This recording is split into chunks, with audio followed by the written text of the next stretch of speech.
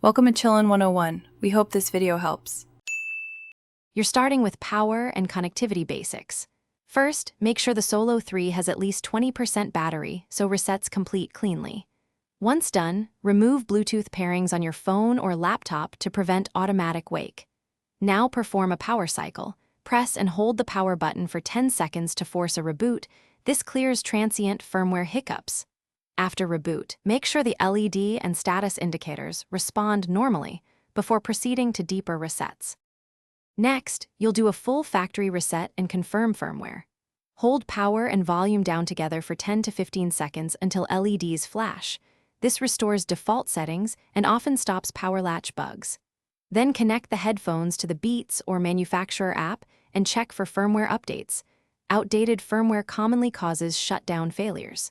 If an update installs, let the device reboot fully and then test powering off normally. Make sure the app shows battery and status correctly before moving on.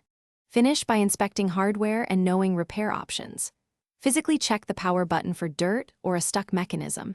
Gently clean around it with a dry, soft brush and compressed air because mechanical faults often prevent off signals.